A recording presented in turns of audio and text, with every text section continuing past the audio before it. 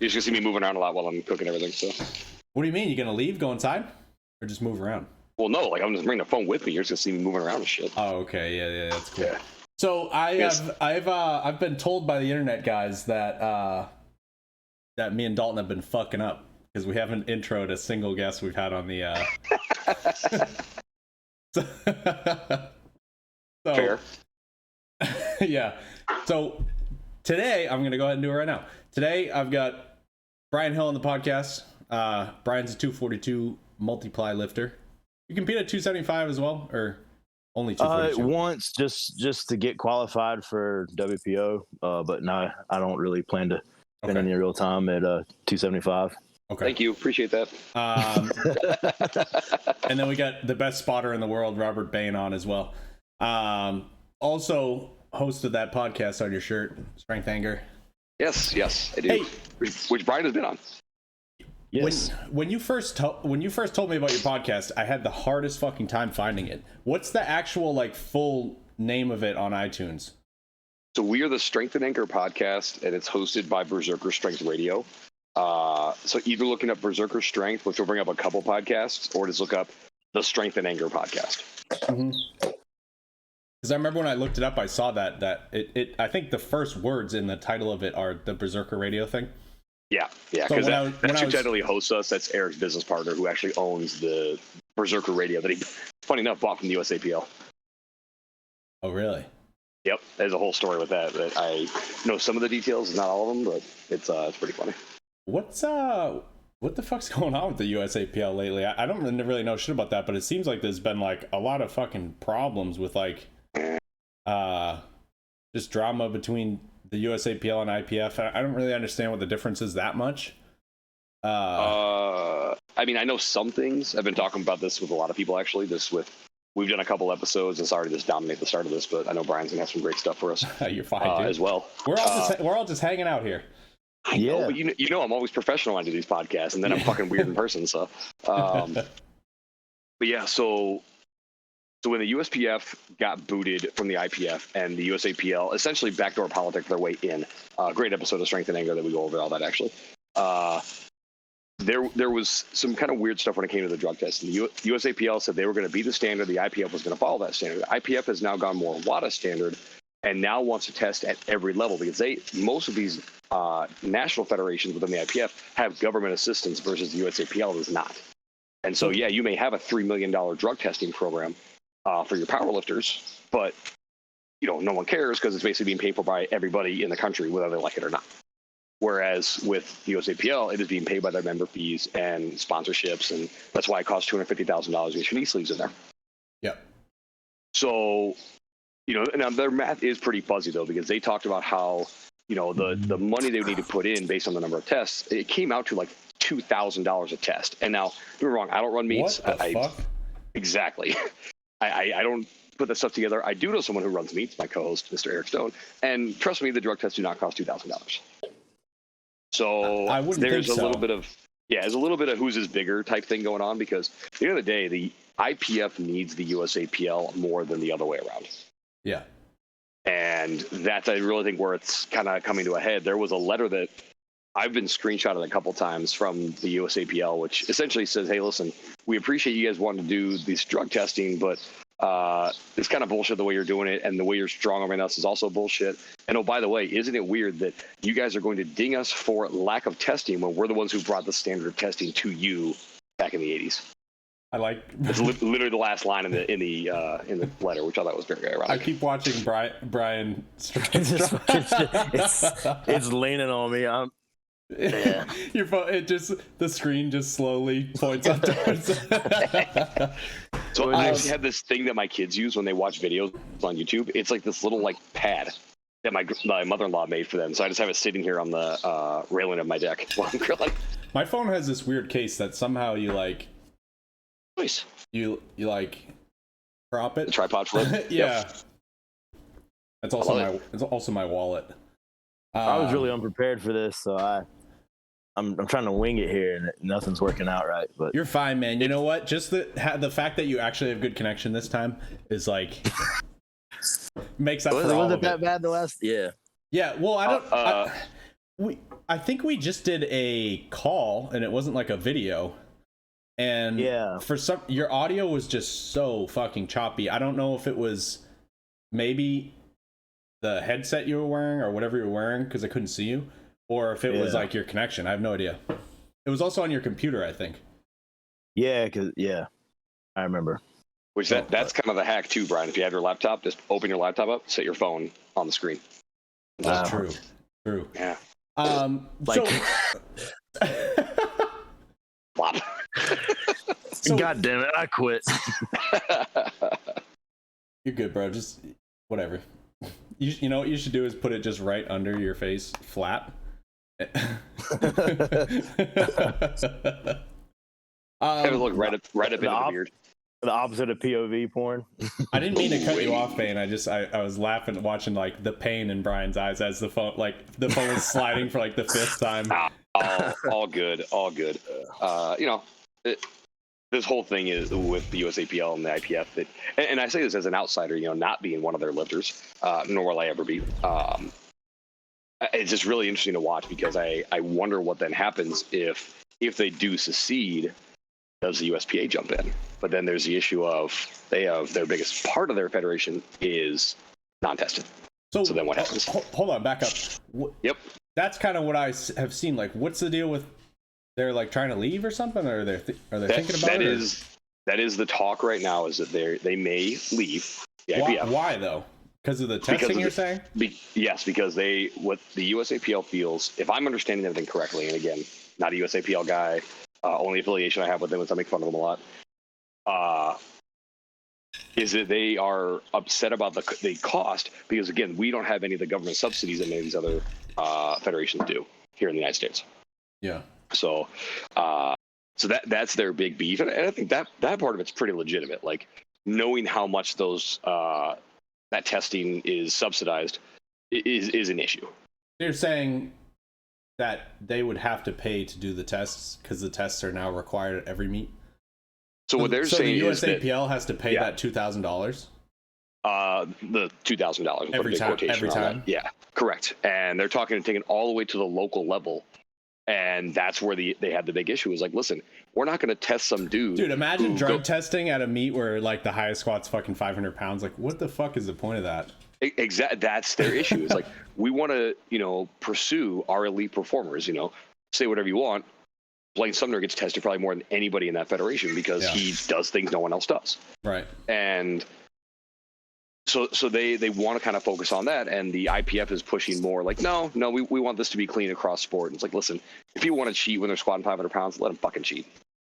Like pound sand.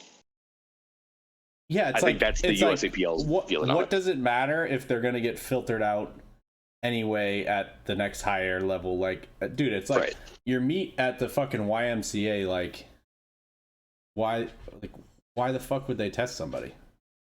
Like, who cares?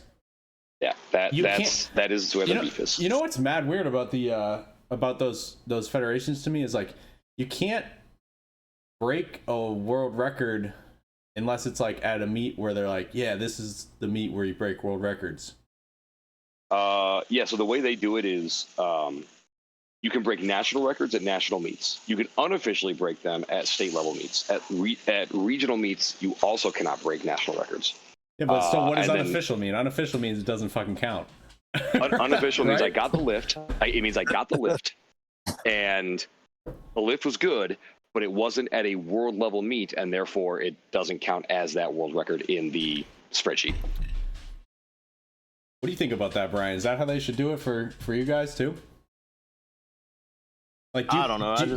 Do you care when someone goes to like some powerlifters? I feel like get really offended when some random ass lifter goes to just like whatever, like some bum ass meet and breaks a world record.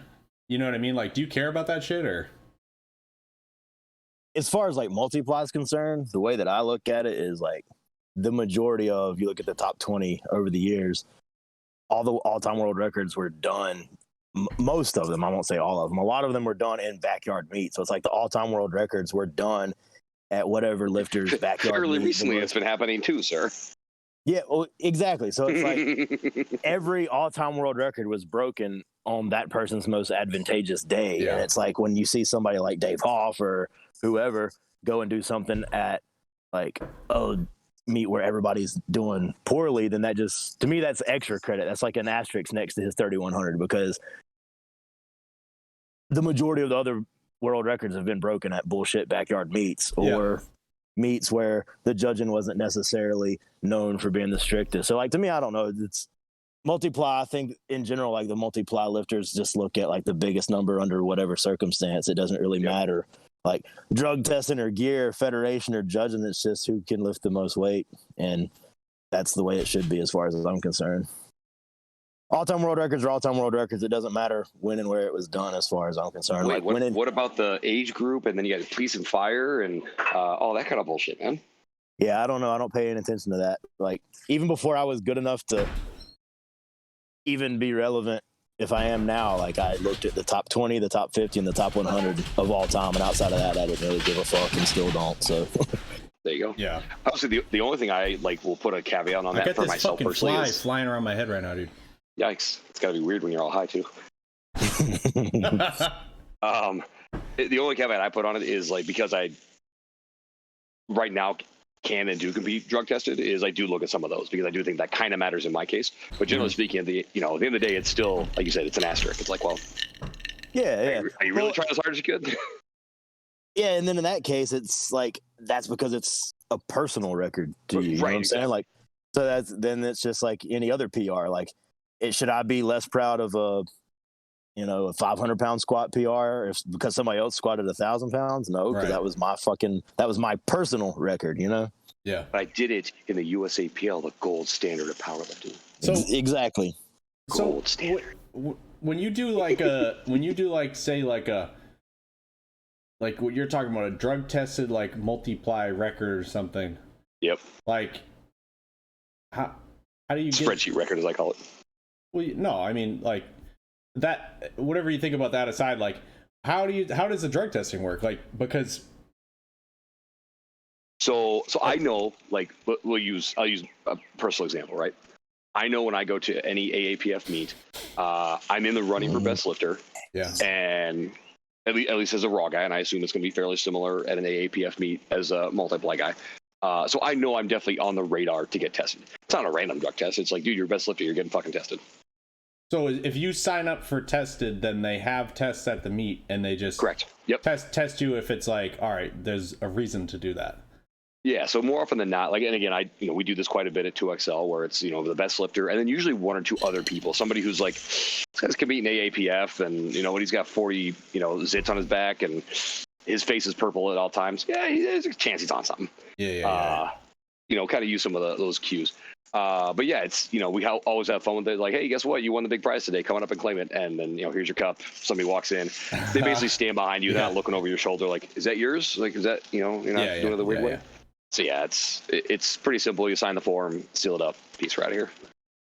Face is purple all the time. Were you talking about me? I know. Maybe. But I get it, man. You walk up a flight of stairs, I do the same thing. So it's. Brian, I did want to ask you about. I think you've made a couple posts about it, like your hip. Is it your hips that are bothering you, or you're having an issue with, or? No, let's see. Since 2018, training for 2018 WPO, I've just had a shit ton of issues with left hip, right knee, both shoulders, both pecs. Just one thing after the next. So amazing. That sounds great, man. And just got tired of fucking limping through meet preps just to try to go and lift under what I thought I was capable of just to qualify for the next one and then go and bomb out. So I just took some time off and went through some life changes and all that shit. So I haven't had any, like, luckily no catastrophic injuries, just a bunch of ongoing like nagging little injuries. I'm looking at your squat that you posted today, and it definitely like it looks different. Like, you know what I mean? Like your squat like doesn't look as comfortable.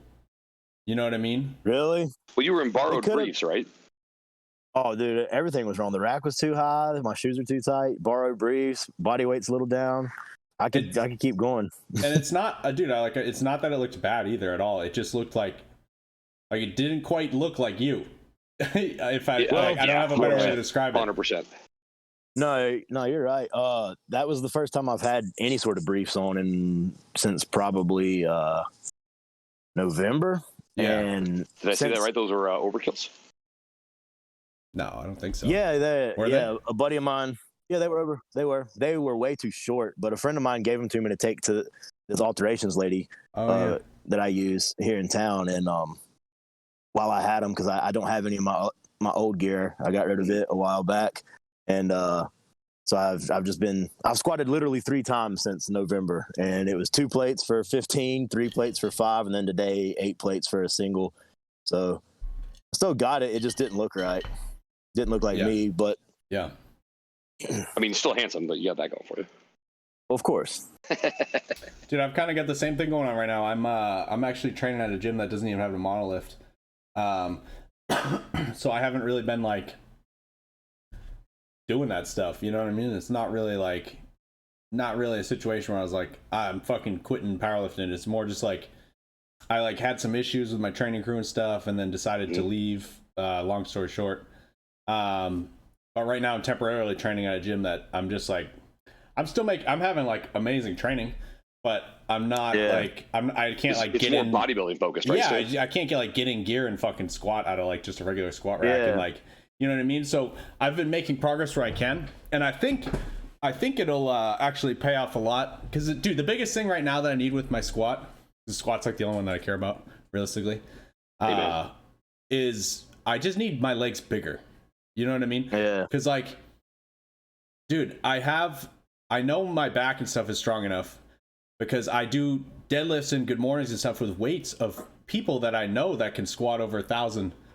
I can hang with that stuff. But then when it comes to like the size of my legs, when I compare them to even someone like you or something, I'm just like, dude, my legs are way too small to handle a big squat like that. So like, I think just taking time and putting a ton of size on my legs will pay off anyway.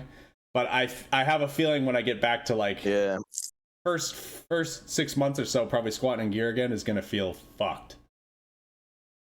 Yeah, like today felt really weird. But like just like you're talking about, I haven't stopped training at all the entire time. Like I haven't been squatting, benching, or deadlifting. I'd go in and train 4 or 5, sometimes 6 days a week, bodybuilder stuff, assistance work, whatever you want to call it. But I was just going and just having fun, training whatever didn't hurt that day, and helping the people that were still showing up to the gym that actually were training, and then living vicariously through all my clients that are actually kicking ass at meets. Yes, they are.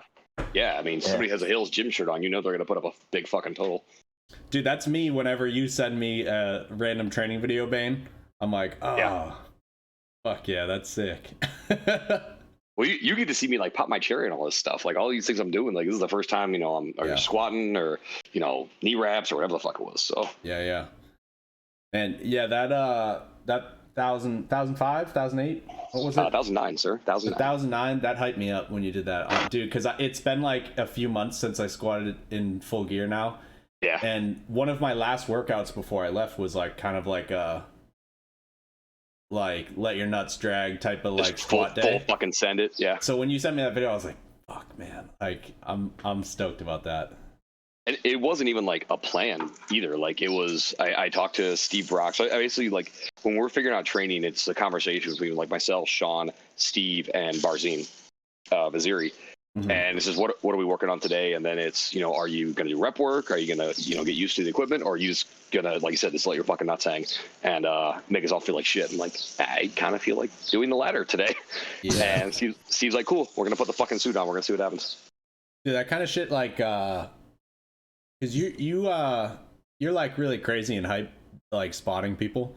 But a lot of times when you send me training videos, you're just like kind of whatever after the lift. But I wish they would have kept the camera going. No, dude, I could tell like how insane you felt immediately after, and I was like, dude, like that's the kind of shit that like reminds you like why we're doing this. You know what I mean? Like that it's just cool to see people, like you can see just the pure excitement when it happens without like even with the video cutting off. It's just like like I already know what it was like in that room after that. You know what I mean? but I came like roaring out of that rack, and I'm looking right at Dixie Salerno was who was videoing, and I'm like screaming at the camera because I thought she was still going. I said, "You tell them all I'm fucking coming," and it was so stupid, but I was like, "Yeah, it's pretty fucking exciting." Who cares, man? I love that. Like that, the most genuine like moments of like excitement and shit like that in the gym are when people just go like full retard, like and it is stupid, but it's so sick. Like Bree did this the first time she pulled 500, it was like off blocks or something, but when she pulled it after, she had like the most like dumbass like spasm after. But it was so sick because I could tell it was so raw, you know what I mean? Like she was just fucking hyped. Sure, that's awesome. I think that shit's cool. Like, Yeah, I think a lot of people would say it's stupid, but I'm Like- always embarrassed, like when I go back and like watch PRs or training lifts, and like of course the camera's still going, and like you go back and watch, and in the moment you don't know what you said, it just you thought it sounded cool because it was just coming from the heart, and then you watch it back and like, wow, what a fucking idiot. I usually I'm post not that. gonna lie. When Steve was pulling the straps on for that 1,000, what's up, man? Yo, What's up? what's happening? Oh, he That's my can't hear nephew. Yeah, he can't hear us. because we're in his headphones. Just wave at him. He's smiling. Loves it. But and Your eyebrows. I'm sure Your both of you eyebrows. had this before, right? Like you're getting ready, like you're either getting wrapped or like Steve's pulling the straps down on me, and he's like whispering, like, and I don't know if Brian, you know Steve Brock, correct? Yeah. I don't know him and well, but I've seen him. I know of him. You guys think I'm intense? No, wrong. Steve is like 10 levels above mine. And he's just whispering at me the whole fucking time, and I'm like, yeah, this is about to happen. Like there wasn't like a question. It wasn't like a, oh, I'm gonna give it a run. It's like, no, this is about to happen. So do you like that? Like getting like somebody else hyping you up before a lift? Like does that? Like I don't mind it. Does it work? I mean, more. I guess is a better question than do you like it? For me, it does. Yeah, like I love when you know I hear certain individuals, you know, whether it's in the crowd or you know during training, I do enjoy that. I will say that very few people can do it like a Steve or like Bill Lee or Sean. You know, he probably had the best one the first time I was in briefs, and I unracked it, and he screamed like, "Remember, we chose you to be here." Podcast right now. Oh, Sorry.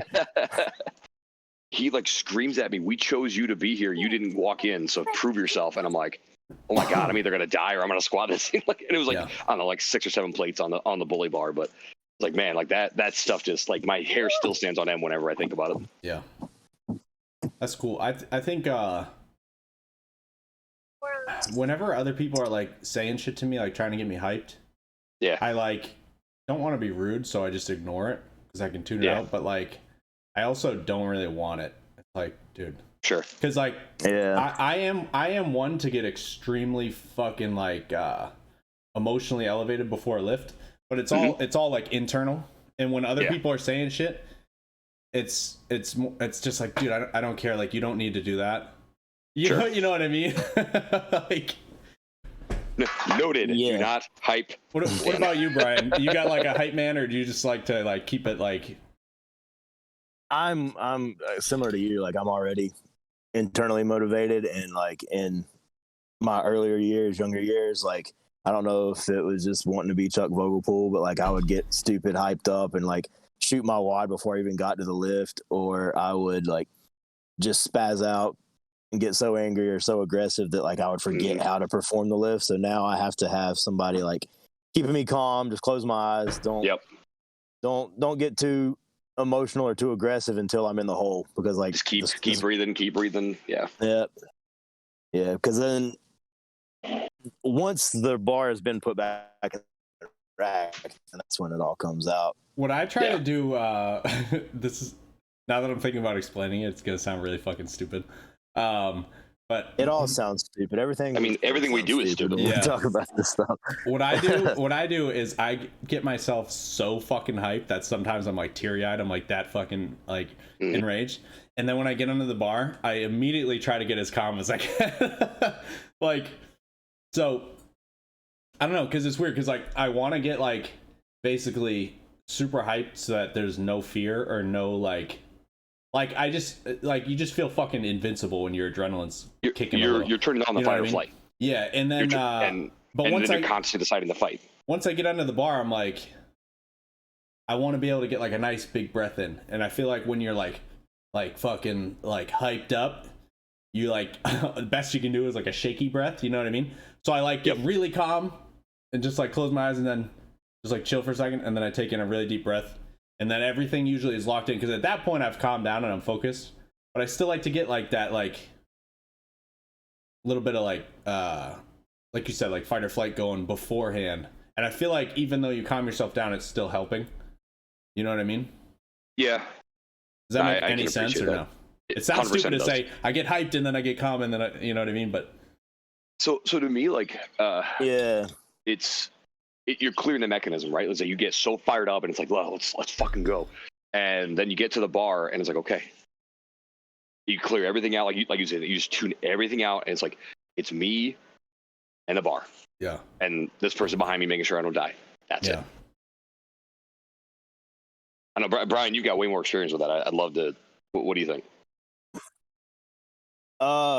Yeah, same kind of thing. Like, I try to just keep my eyes closed, and when I'm getting my knees wrapped, and just think about just visualizing myself doing the lift, and then like almost visualizing the celebration afterwards, and like I'm looking forward to that. That's like my hype is after the lift is over and the bar's back in the rack. So like until that's the orgasm, is trying to get to like the celebration after the lift. So I'm just trying to play as cool and as calm as I can until I get up there. I mean, and obviously like so you got to keep your stroke game steady and then got to go. Okay, now yeah. So.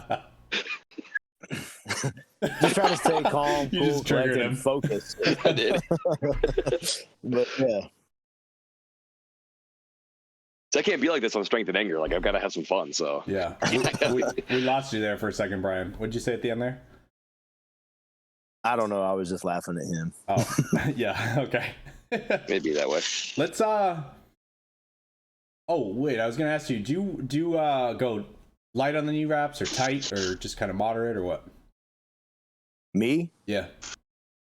I am a real big pussy when it comes to knee wraps. So I just go pretty moderate. Like with a 3-meter gripper, I would go, even for my biggest squats, I would go 5 up, 5 down. So that's, and with the bow tie at the top. So start at the top, go down 5 revolutions, then 5 up, and then tie. Yeah. And that was for like 1100 plus. And anything before that would be like, last warm up will be 4 down, 4 up, and then opener and second will be 5 down, 4 up. And I mean, I've heard that like guys getting like 7 down, 7 up and stuff like that out of grippers, but that's just, to me, as wide as I am and like all of the gear, I mean, I want all of my support to come from the hips. So like if the knee wraps are too tight, then I feel like that external feedback to push into the knee wraps. Yes. And that's for me, agree. the knee wraps are just there for like that peace of mind that my knees aren't going to explode, and that little bit of being able to push my knees out to the sides and spread that last 1 to 2 inches to get depth. But I'm not actually getting carryover out of the knee wraps. I'm just getting, like I said, like support and peace of mind. I 100% agree. Than anything.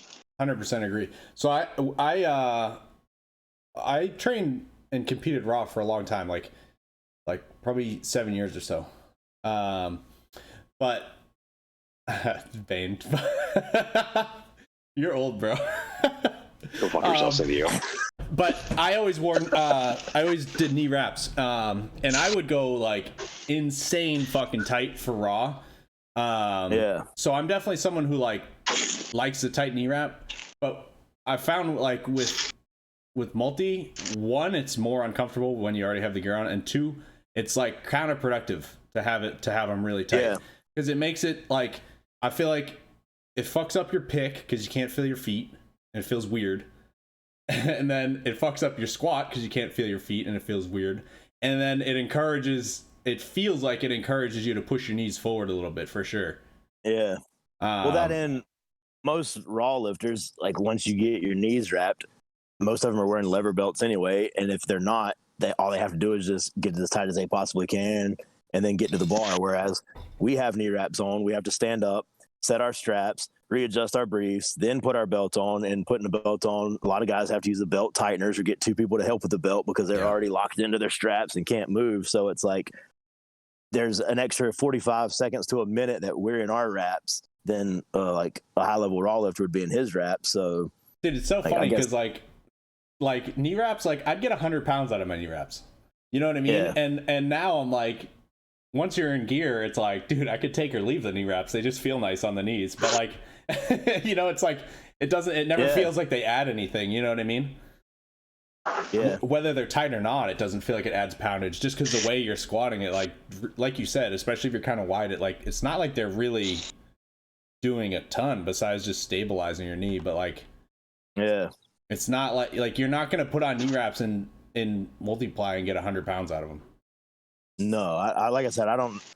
It's not measurable what I get out of them. I just put them on. Saying, do these stupid things on. It worked out well.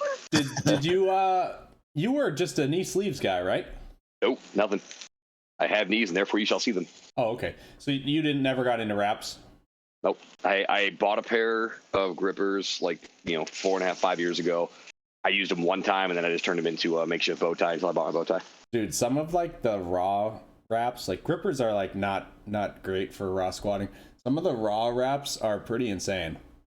Like I've got a pair of overkills, and Rudy actually wrapped me in those, and he like cranked out. You're saying like I think Brian, he legit had like 7 down, 6 up with those overkills, insane. and because those like a casting wrap, so like nothing was moving.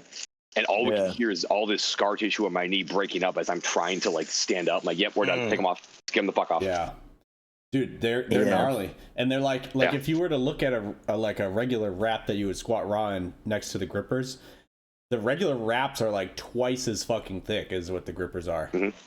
And they if you give somebody like a good wrap job, it like hurts your hands to wrap them because there's so much fucking spring that you got to pull out of them.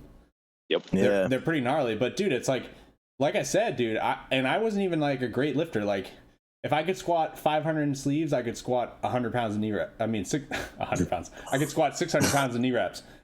And but like I can only imagine some of the bigger guys might even get more than that. But then they bitch about like us wearing shit that helps you with the lift. It's like, dude, it's different, Stan. It's not raw, like, Stan. I get that it helps more. Like, obviously, a suit helps more than just knee wraps, but like the knee wraps help a fucking lot. So it's like, well, where do you draw the line? Like, why the fuck does it matter? You know what I mean?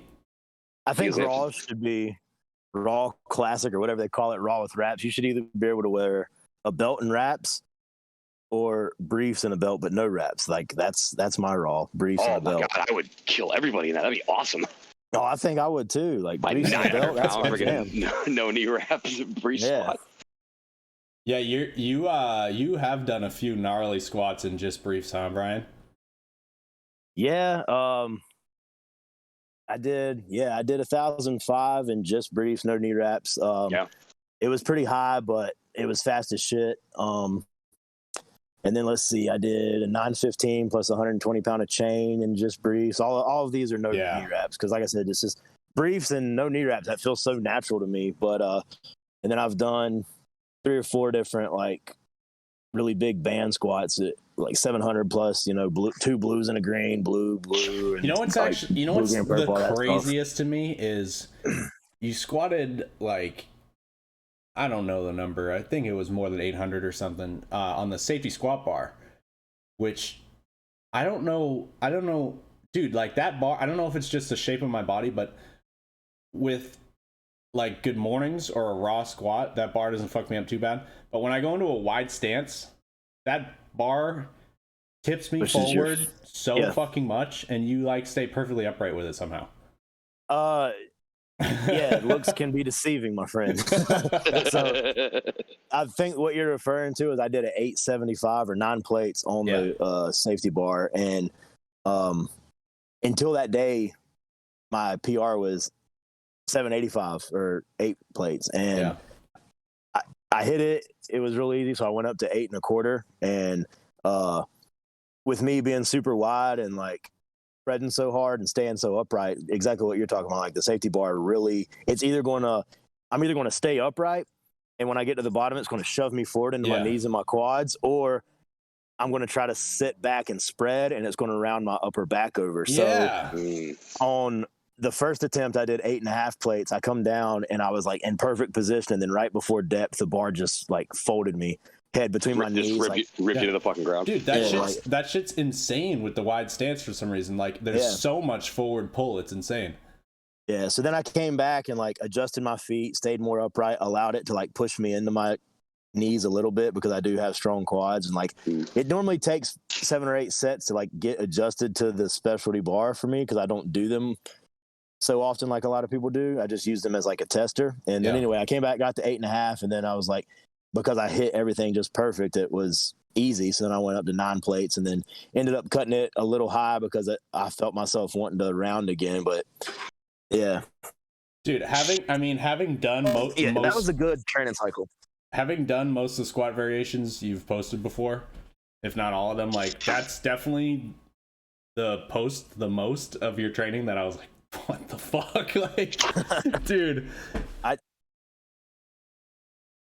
What'd you say? You just cut out for a second. You what? I didn't say anything. But you went silent. I was waiting to hear what you had to say. Didn't he cut out, Bane, or am I crazy? You're a little crazy, but it's fine. I don't judge. It could be the connection on my side. I don't know. I also, Brian got it. Yeah. So Brian, you don't do a ton of the specialties. What's your favorite specialty bar when you are rolling those through? I mean, I hate them all equally. Actually, that's not true. The worst bar ever for me is any of the brands of bow bar, Buffalo, Duffalo, Cuckalo, whatever you want to call them. They all suck. I hate them all.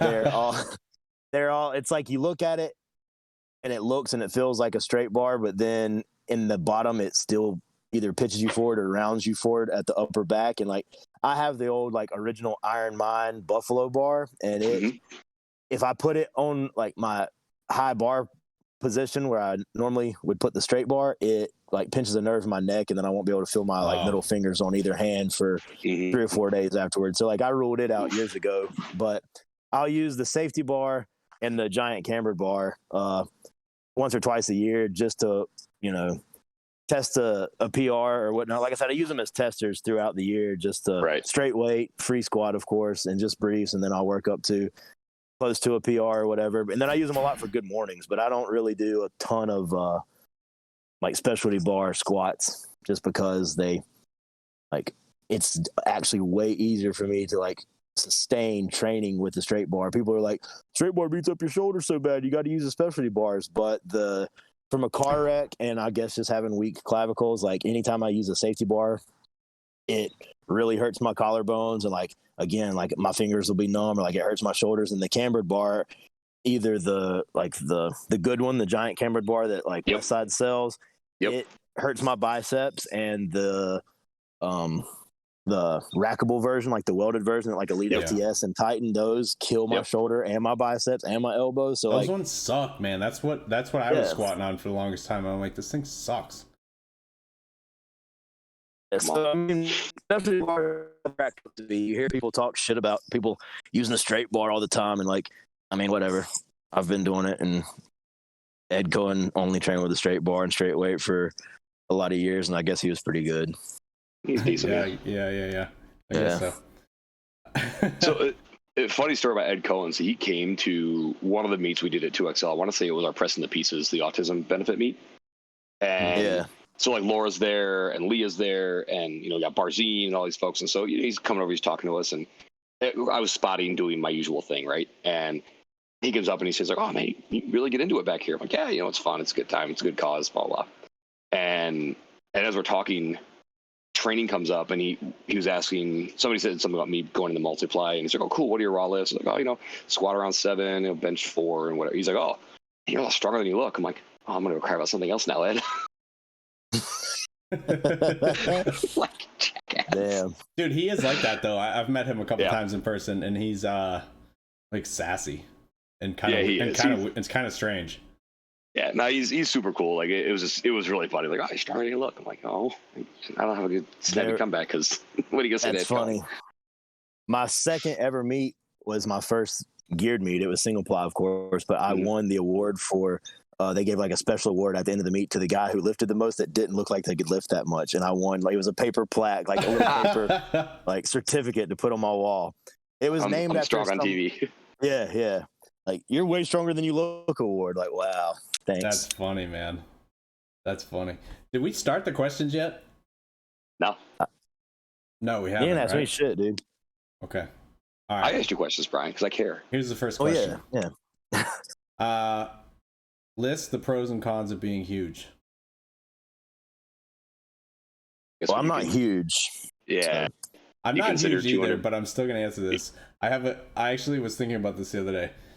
You guys have like all your friends that know you lift that don't lift. They're like, whenever they have to like move something or like fucking like move apartments or something, they like call you and they're like, hey. You like picking up heavy stuff for fun? Come move me. And you're like, dude, like, first of all, it sucks that because like you're not gonna be like, no, dude, like if it's like your friend, usually 100% you are. But I will. But a lot of the times I'm like, bro, like I'm so fucking beat up from training, like that. It's like I'm the worst person to ask right now. I know I lift, but like a normal person would help you better than me right now. You know what I mean? Yeah. I was so much more functionally I'll let Ryan go strong. first. As I was just on that topic, like I was so much more functionally strong and like just useful as a human in my day-to-day life before I was a decent power lifter. Like when I was a kid, I worked, or not a kid, but when I was a teenager, I worked at an apartment complex and like I would put the stove and the refrigerator out of storage. We would move them into the units and I would put them on the truck and unload them and carry them into the apartment by myself. Like there's no fucking way I'm touching the stove or refrigerator by myself today. Like I need at least two people and like I'm just going to stand back and direct. Dude, there's weird like skinny person strength for sure. Like when I was in high school, I think maybe I remember curling, and it was probably shit form, but I wouldn't even attempt to a shit form now. I remember curling like a bar with a 45 on each side, and I'm like, dude, I was probably fucking 165 pounds when I did that. And now if I wouldn't even try to do that, even if I was doing like a cheat curl or something. Yeah. You know what I'm saying? Like, yeah. There's just like shit that you're like, how the fuck did I used to do that? And now I'm way stronger and I can't do that anymore. It's so weird. Part of that too is also just that youthful inexperience, right? Like, oh, fucker, I'll try this. Why not? Like, so you just don't know any better, like, to do it. Cause I think there's that 6 inches between your ears is going to fuck you up a little bit. It's like, I don't curl stuff really anymore because, I mean, I blow my arm apart, so I ain't doing that crap again. I was stupid. So, you don't think it's a good idea to, like, strengthen them a little? Well, yes, I strengthen them a little bit, Stanley. I'm not going to try to curl, you know. You're not trying to, like, get massive. I do feel for some reason, a bigger bicep is more likely to tear. Like, bodybuilders fucking tear their fucking bicep all the time, like like this dude that I follow just tore it because he was actually funny that you just mentioned moving a fridge, but he was like trying to like shimmy a fridge over and pulled too hard with one arm and like just tore his fucking bicep. It's like, dude, like how does that make any sense? You know what I mean? Because like you would think if you strengthen the shit out of your biceps, they'd be less likely to tear. I think so, but are the tendons keeping up with that strength? Yeah, I think what it is it's like probably that, or like some type of like the muscle being overtrained or something, and then you go to do that one last thing that kind of, I don't know, it's weird. I hear that all the time with guys. Like the big thing now, for some reason, in the fitness industry in general, but also like with powerlifting, is like people switching into like fighting, like or MMA or like boxing or like jiu-jitsu. Oh yeah, that's the progression. You go like powerlifting, you go jiu-jitsu, you go MMA, you fail at all those, you try boxing, then you go to bodybuilding, you blow a bunch of stuff off, and then you're like, I was an athlete once. It's about a 15-year span. Well, dude, people go, I guess they go to jiu-jitsu, my friend was telling me, and he's like, yeah, my coach, or whatever the person's called that teaches them, whatever coach, I think. Sensei. Yeah. He's like, he's told me there's been like 3 people that have come in here that like lift weights, and they come in and like they're too strong where like someone will try to put them in an arm bar or something, and they'll like go to pick them up and slam them back down, and like the motion of that like jerking, like fucking just blows their bicep. And like you wouldn't attempt that unless you were really strong. You know what I mean? Like you wouldn't attempt to lift somebody up and slam them on the ground while they're holding onto your arm. That's probably ill-advised. I just got a 20% battery notification. Uh-oh, buddy. We're fucked. All right, hold on. We'll go like 15 more minutes. I think you'll make it. Let's go into the questions. Have we even answered a question yet? Yeah, you guys did. Oh, what are the pros and cons of being a big dude? But that's kind of what we just talked about, I think. I feel. Yeah. So we just did that. So we answered one question. Those were only the cons. We can't tell you the pros because we're not actually huge. Oh, actually, yeah. The one pro to being bigger than the average person is I can walk down pretty much anywhere except for the south side of Chicago, and no one fucks with me. Yeah.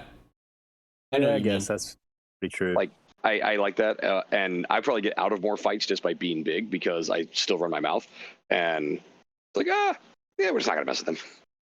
Yeah, it's definitely like confidence for sure. It gives me a lot of confidence anyway.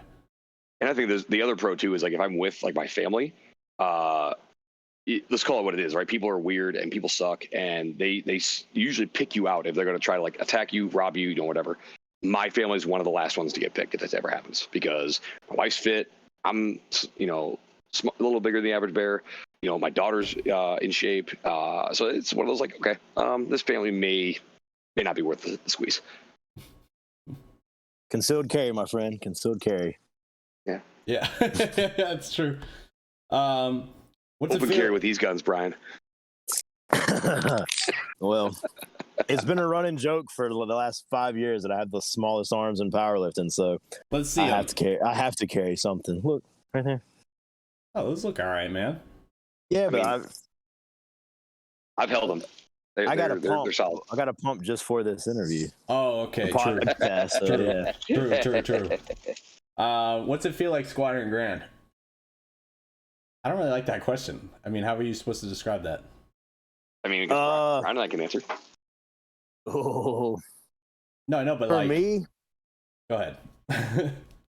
For me, like me and one of my, I have one client now, Stefan Slater, who has who has squatted 1,000. After he did it, he and I had the conversation. It was like, I don't really know. Like I've hit obviously bigger squats since then, but I don't have anything that like has even matched like how that felt. Because I don't know, there's something about like 1,000 that pretty much everybody on earth can recognize. Like that's a big fucking number. Yeah. And then like whether it's raw, single ply, multiply, like people. You, when you tell somebody that you squat 1,000 pounds, that's like when people stop saying, well, I had a friend in high school who did that. You know what I'm saying? Like, yeah, because people just recognize. Yeah, people, I don't know. There's something about that number. It's on a pedestal for a lot of people. So it's like, I have yet to surpass the feeling of my first 1,000-pound squat. Maybe 1,200 will get me there, but like 11 didn't really feel good. 1124 didn't feel good. And when and if I do squat the 242 world record, 1157, like I'm already pissed off that like it took me so long to do it. Like I'm already not appreciating that one, if that makes sense. I gotcha. Yeah, you're gonna do it, and hopefully I'm there in some capacity because you got like that, Brian. Yeah, well, you got to be back spotting me. Well, I may have earned the right at that point to share the platform with you, so we'll see. Oh shit! True. I like. I wasn't even thinking of it that way, Brian. I like the way you answered that. Like, I for some reason when I was reading it, I was thinking like, what does it literally feel like? Which I thought was a stupid question. Yeah. But what does it feel like? More of like a sense of that as an accomplishment. Yeah, that totally makes sense to me because that's my lifetime goal. And honestly, Brian, like that's like the type of goal where if like I'm doing this to do that, and after I do that, I'm like not doing this anymore. You know what I mean? So like I could see that it's gonna be like that for me too, where like I'm gonna be like, wow, like that was it. That was the coolest fucking thing. You know what I mean? Yeah. And for some reason, it's like going all the way back to the very first 1,000-pound squat. It's like almost every person that I know that squatted 1,000, there's like a cool dramatic story leading up to either the last month of training leading into the meet, or the day before the meet, or meet day itself. Like everybody has a cool story to go along with their very first 1,000-pound squat. So it's like I said, even Lee Moran, like the plates fell off, the bar went flying through the air, he fell. Like every person that squatted 1,000 did it in dramatic fashion. So I don't know. Like I said, there's something about that number. So the feeling is indescribable and it's unsurpassable as far as I'm concerned so far. Hell yeah. I mean, I can only speak from a training perspective, but yeah, I mean, it's exciting. It's one of those where it's almost, the first time you did it in training, Brian, was it almost like, did that just happen? Like that just happened. Yeah. It's almost like you can't wrap your head around it at first. It's like you said, Stan, in some cases you've been, shooting for this number for 5, 10, some people go 15 years trying to get that number, right? Yeah. And so it's like, oh my God, like this, that crossing that threshold is, it's crazy. It's 10 years and 23 days for me. Well, hasn't been in the meet, so who cares? It's just that you know it down that accurately. Is Bane sore? Are you sore? John asked that. Fuck yeah. Who asked that? Big John. Fuck yeah, I'm sore. Fucking shirt tore me apart, man. Jesus. Yeah, so we ran the bench up pretty good today. It wasn't my best day, but having Barzine and those guys around, really, really helps. He set the shirt and it was like cutting my arm. So like even when I was showering before we started recording, like the soap would like run down my arm and it's like burning still because the shirt actually like cut through the first couple layers of skin. Oh hell yeah! And so we ran up to like 6.5 plates, and then we took it down to 3, and they had me working down to the point I was touching with 3 plates for sets, and I like wanted to fucking shoot bars. Yeah, that feels terrible with the lighter weight. Oh, it was awful. Absolutely. Yeah, that sucks. Dude, I feel you. In bench shirts, like I recently learned that if you get in them a little more often, they start hurting less. But the first like 50 times I used a fucking bench shirt, every time was misery. Like, yeah. Brian, really quick, in case your phone dies while we're still answering questions, do you want to like plug your coaching or anything like that while your phone's alive? Yeah, anybody that's interested in conjugate style programming for powerlifting specifically, hit me up on Instagram. Just shoot me a DM, and let's see what I can do to help you. Will any box be included? No, those will not be. Those will not be in the program. What are your best lifts, just to give a little bit more clout? My best lifts personally are 1124 squat, 705 bench press, 799 deadlift. Best total is 2524 via 1124, 633, and 766, all in the same meet. And so far, I have a client that I had in a 2-year period took from 881 squat or a 3-year period. Sorry, 881 to 1003. Total went from 2130 to 2347.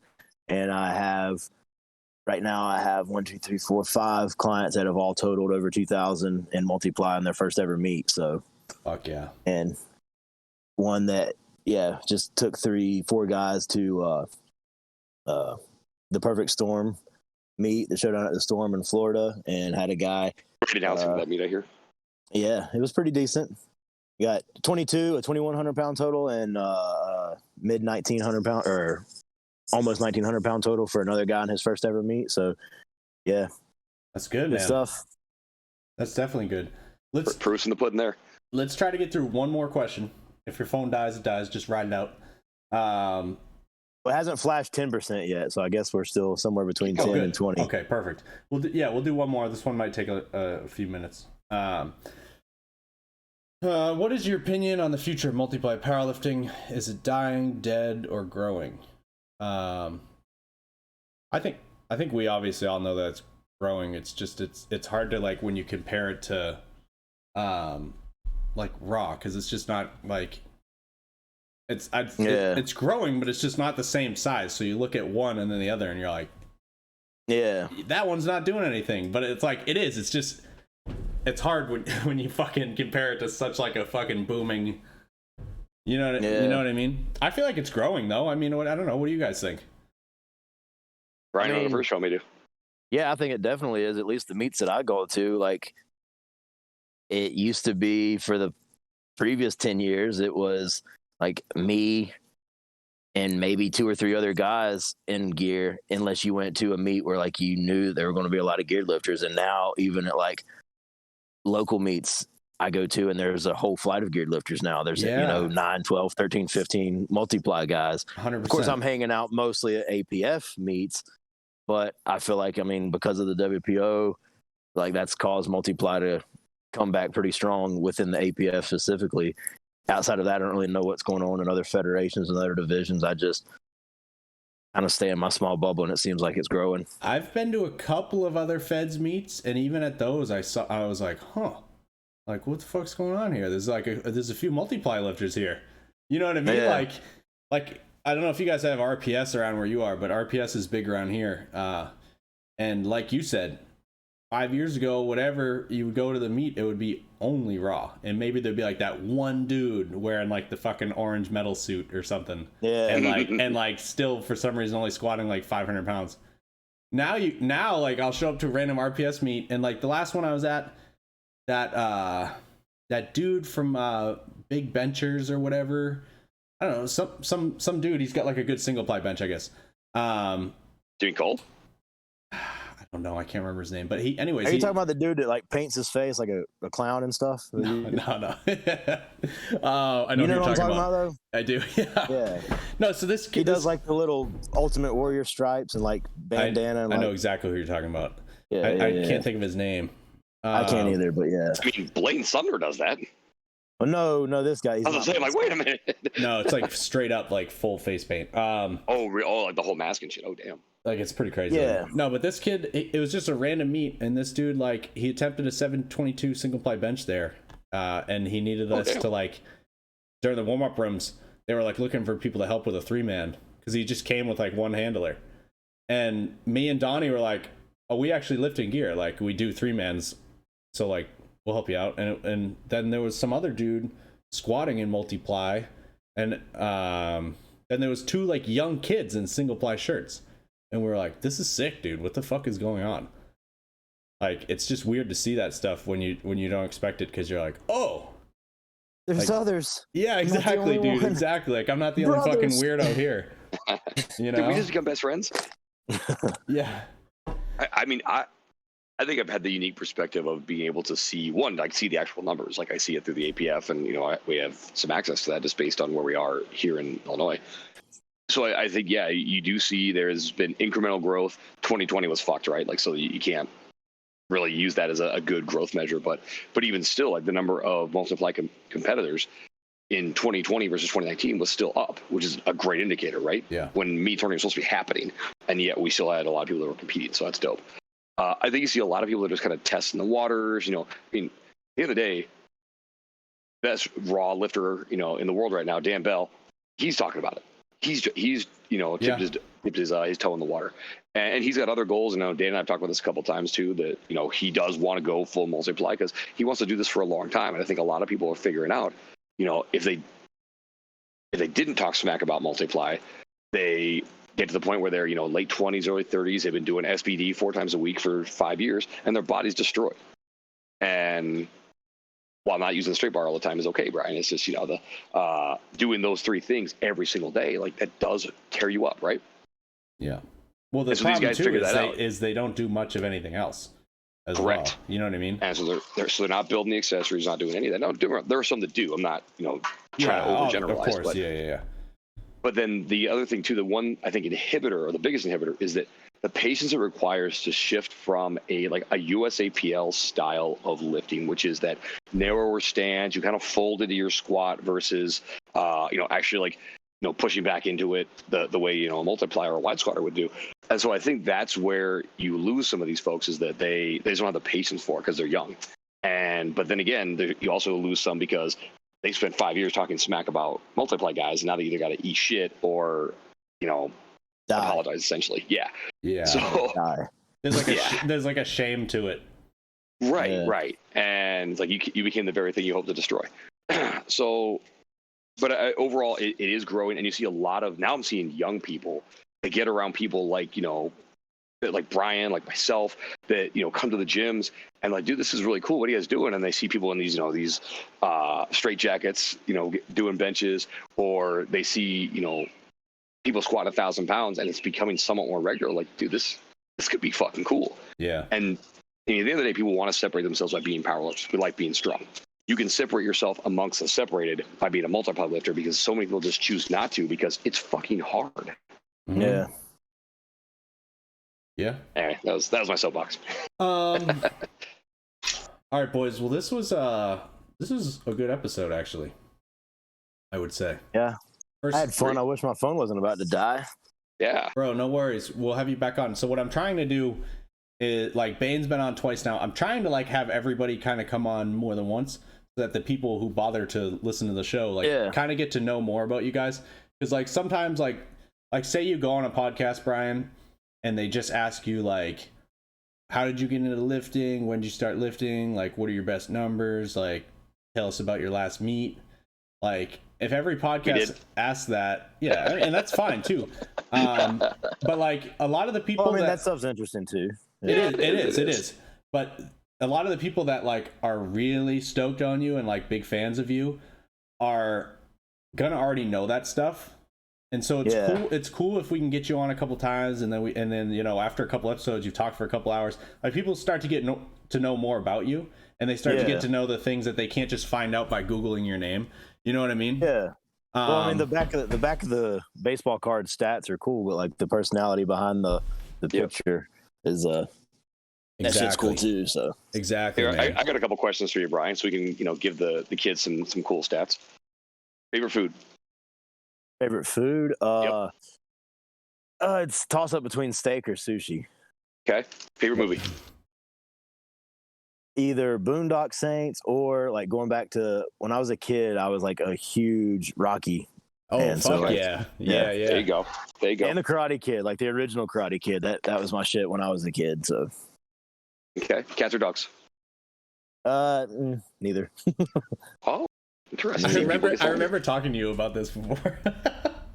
I mean, I don't hate animals. I'm just not like an animal lover. It's not cats or dogs. That's just animals in general. Not my thing. Yeah. Fair.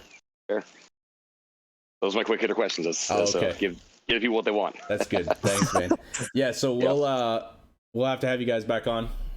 I don't know if it'll be together or not. Bane's been on with a couple different people now.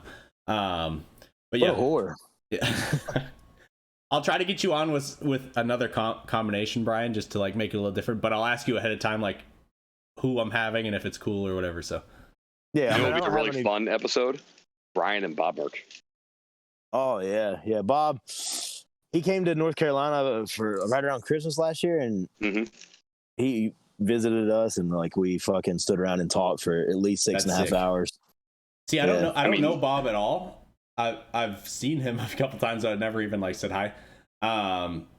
So he's just the biggest dad ever. Like, he has a dad personality, a dad sense of humor. He's just fucking hilarious and good dude all the way around. Yeah. I'd have to he's message him and break the ice before being like, come on the podcast.